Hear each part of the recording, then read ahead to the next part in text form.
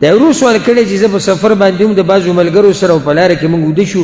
او ما ته احتلام وشو غسل لمنې لازم شو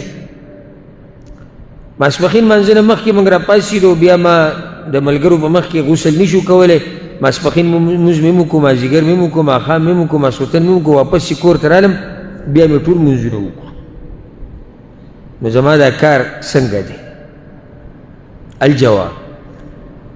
چې چاته جنابت ورسي یا احتلام د احتلام د لاسه یا د کوروالي د لاسه او دی د سفر په دوران کې او که په کور کې او که په هر ځای کې په ده باندې غسل لازم دی او که اوبه نه وي نو بیا پې تیمم لازم دی یا اوبه او استعمالولو کې نقصان دی دته لکه بیمار دی یا یخ ډیر دی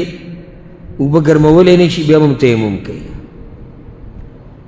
دا تیمم چې ده وکړو کم وخته پورې چې اوبه نه دي میلاو شوي دی تیمم کولی شي وإن كنتم مرضى أو على سفر أو جاء أحد منكم من الغائط أو لامستم النساء فلم تجدوا ماء فتيمموا صعيدا طيبا الله وی تیمم بکی چې کله اوبه نه حدیث عمرو بن عاص رضی الله عنه ډېر ناشنا روایت ته امام ابو داود راوړی موږ سیرت کې هم بیان کړی عامو مسایلو کې موږ ذکر کړی هغه وایي زه غزا له وتم غزا نوم ذات السلاسل نو په ما باندې غسل لازم شو فی لیلة بارده و انتهایی سخت جمع نو زه یېرېدم که غسل وکړم نو کیدای شي مړ شي دومره یخ جمع نو تیمم مې وکړو او بیا مې او د مشر په دې غذا کې او بیا مې ملګرو له امامتي سهار مانځه کې ورکړه نو هغوی لاړو پیغمبر صلی الله علیه وسلم ته دا خبره وکړه چې یا رسول الله عمر دا چل کړی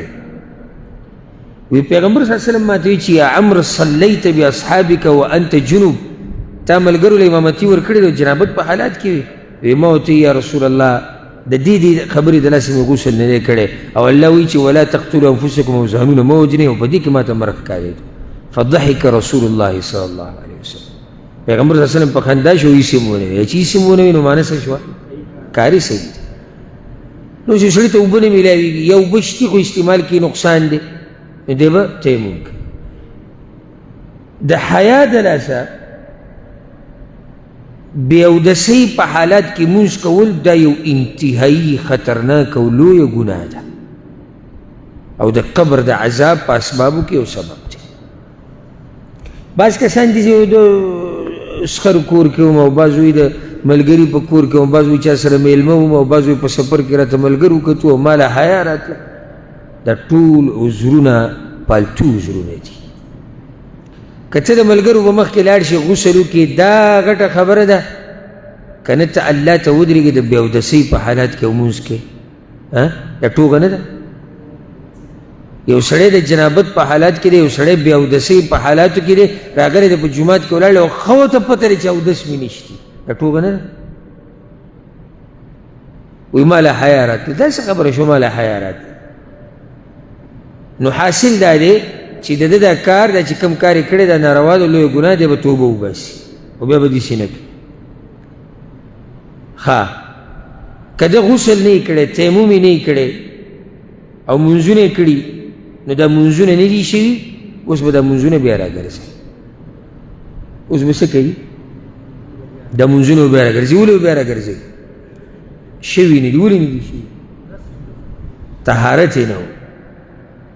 دا په دې نه دي شوي ځکه چې د ده طهارت نه و والله اعلم